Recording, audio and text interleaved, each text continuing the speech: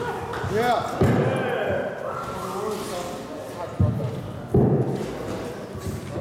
Afternoon, everyone.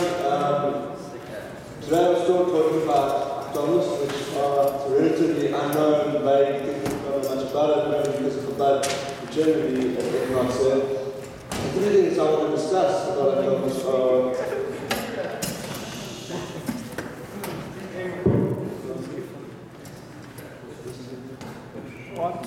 the three things I'm going to concentrate on today. We discussed when we say Akdamos, there's various opinions as to when Akdamos is said. Some say it's said before then, when the first is supposed to be said. The second I'm going to say why we said is the history behind the story of Akdamos. And the third thing I'm going to concentrate is what is the meaning behind the words of Akdamos, what is the structure. So the first thing we're going to discuss is who's the author of Akdamos, who wrote the poems. So the name of the author is Mendel, it's not Chovevei, because he was the Chovevei of the time of Rome's Germany in the time of the 11th century CE. And this happens to be the same time where Rashi grew up and lived. And in fact, in his commentaries on Torah, we see that he uses words such as Kosil and London to describe Rabbi He's teaching us that he was a reliable and respectable person. So therefore, we realize that the Akdamos must be a holy prayer. That's what we say. That's why we give it such honor. Now, what does Akdamos mean? What is the actual literal meaning behind the word? So behind the words, there's three parts of Akdamos. The first part, we know that if you were to go in front of a king and you were to speak in front of a king, you wouldn't be able to just walk in front of him and start talking. Whether you're praising him, whether you're cursing him out, you can't just go talk to him. You need permission. You need to apply to do it. So therefore, in the first part, we talk how we ask Hashem permission to give him extra praise and to talk about Hashem's glory. Now the second part of Akdamos, we actually give the actual praise to Hashem. We talk about Hashem's might and the honor that we give him. And then in the third part of Akdamos, we speak about the minas of the Yidden over the Malachim and how the Yidden have a special relationship with Hashem and a special relationship with Hashem. Akdamos is a piyut, which is a poem, and just like any other poem, it's got a set structure. The first 44 lines of Akdamos are the first letter of each word of each line. It starts out with the letter Aleph, Beis, Gimel, Dalet, Hey, doubling up on each letter. So you've got Aleph, Beis, Gimel, Gimel, Akdol, Tov.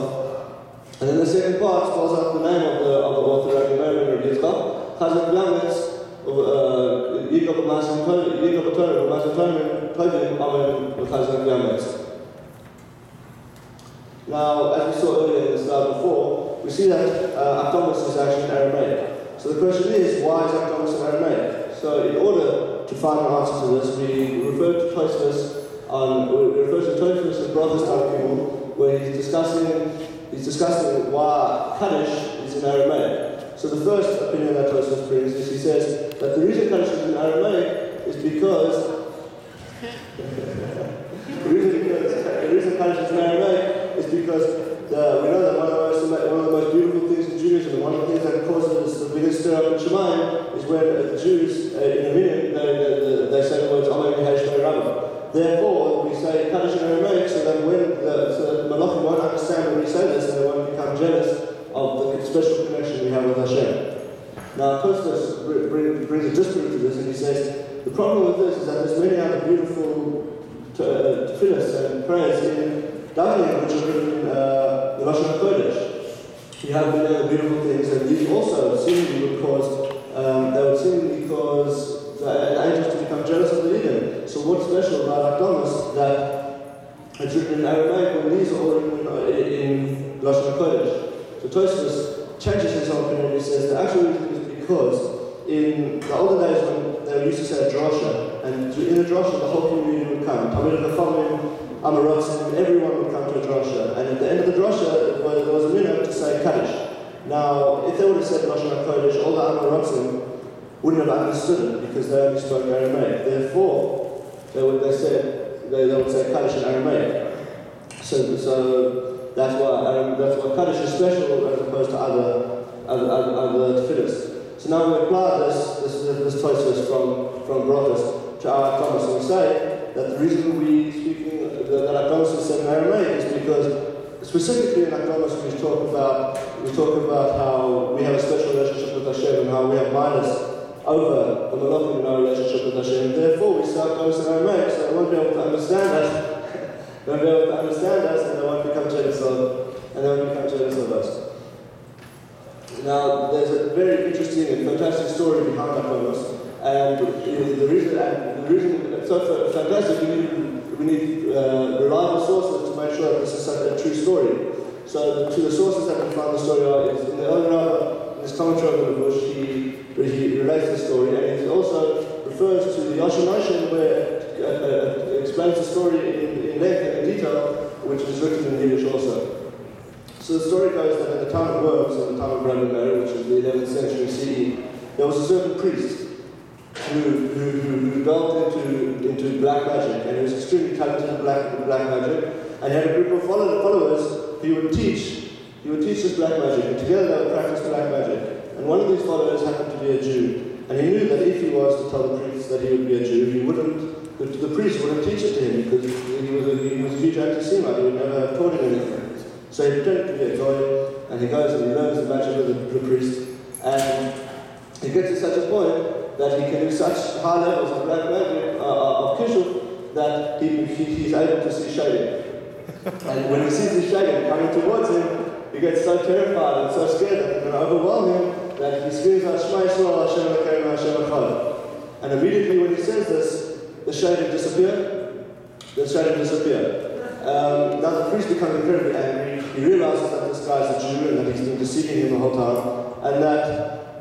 and he gets so angry that using his powers of kishuf, his powers of magic, he touches the Jew on the forehead just with one finger and draws out all the Jew's fur, and he drops dead in his place.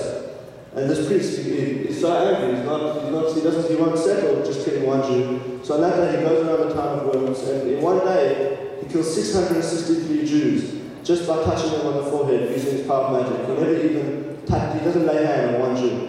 So the elders of the city, the Jewish council, you could say, get together and they go to the emperor of the city and they say, this is a blight, he's killing us, we have to do something about it. So the emperor says to them, me myself, I'm terrified of this priest. He can practice magic, and I'm no different. If he wants to kill me, he can kill me. So we have to be really careful with how we approach it. So the Jews and the emperor go together with the priest, and he says to them, listen, I'll make you a deal. I will stop killing you if you guys agree to have a competition with me in magic, a magical competition. And if I win, I get to kill all the Jews of the town of Worms. But if you win, you get to kill me. So the Jews had no other option. Either this guy's going to carry on killing them, or they agree to it. So they agree, and the emperor says, the deal is we'll give you 1 year to find a representative to compete against this priest.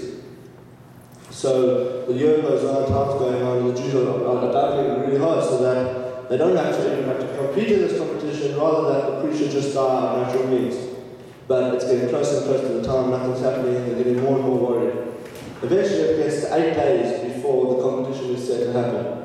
And on that night, the 8th night before, every one of the rabbis of the city have the same dream. They have a dream that that they shouldn't search for a person who's got koichos in kishuf, in magic. Rather, what they should do is they should search for someone who's got koich kedusha, someone who can use the powers of kedusha, of Hashem's kedusha, to defeat this priest. So, and the dream goes that they're not going to be able to find this person in Worms, not Europe, not Asia, not Israel. Where they have to go specifically, they have to cross the river Sambatyon. And across the river Sambatyon, they're going to find the person who's going to be able to defeat the priest. So they make a party of people to get together to travel to the Sambatyon river, and the leader of this party is Rabbi Meir, and they travel to the river Sambatyon. Now, there's various different. The river Sambatyon is mentioned many times over Jewish history. There's different opinions as to where it is. Some say it's in Syria, some say it's in Ethiopia, some even say so far as in India. But they all agree that the river Sabachon was the river that was supposed to have flowed through the camps of Bnei Yisrael in the times of the Midbar, and the ones and caused the 10 tribes to be lost.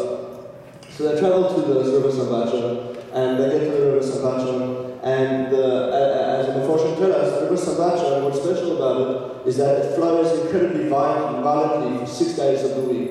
In fact, it flows so violently that it shoots out rocks, and some opinions even say fire. And it's completely unassailable. You can't cross this river at all for 6 days of the week. However, when it comes to the day of Shabbos, the seventh day, the river calms down, it becomes calm, it flows softly, and it's easy to cross.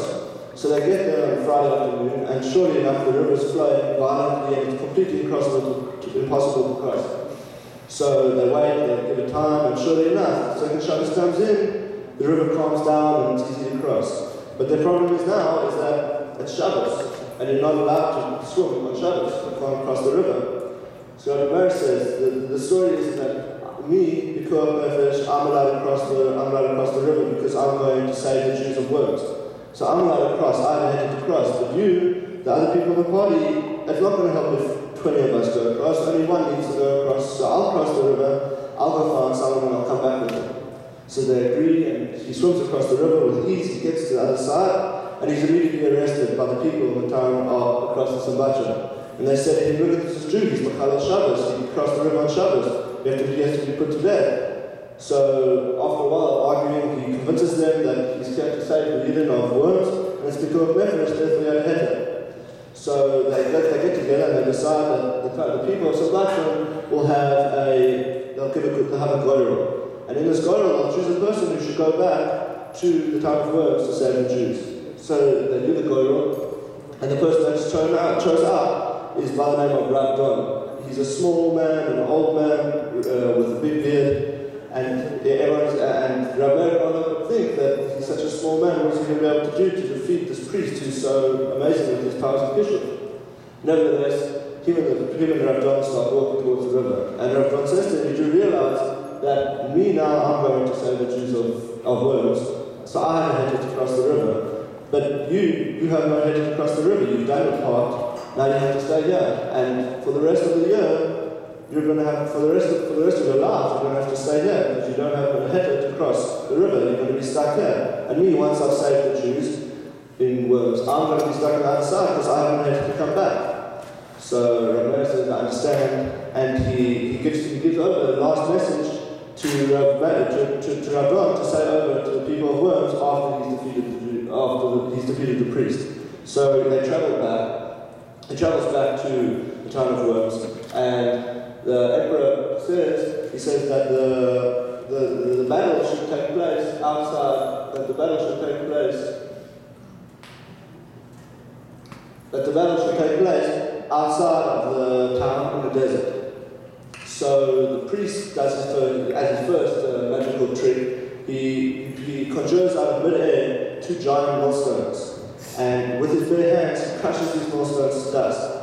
And then he says to everyone, "Watch what I'm going to do." And he, with his powers of magic, he puts together the dust of the millstones back into 2 solid millstones exactly as they were before. He said to Rav Don, "Now it's your chance. You have to repeat my trick exactly as I did." Now Rav Don says, "I can destroy the millstones. I can conjure them out of mid air. I can crush them. But I can't put them back together because Hashem is the only creator. Therefore, I'm going to have to ask Hashem to do the recreating for me." So he crushes the millstones together and crushes them into dust with his bare hands. And then a strong wind appears and blows all the dust into the air. And immediately in the air, the millstones they reincarnate into bigger and more giant millstones. And Rav Don levitates the millstones up into the air, so they're floating in mid-air. Now, Rav Don says to the priest, he says, "You've done your trick, now the ball's in my court. I'm going to do a trick, and you have to reply to that." He says, "I'm going to call a fire down from Shemayim, and you have to try and extinguish this fire." So Rav Don with the powers of Kedusha, he pulls down fire from heaven, and the priest responds by conjuring up a spring of water, which is immediately evaporates into thin air and it disappears. The priest can't, whatever he does, he cannot extinguish the fire. So the priest starts to realize that he's beaten, there's nothing he can do, he's not going to be able to beat Rav John. So he starts begging for mercy. And Rav John says to him, there's no way you're going to get mercy.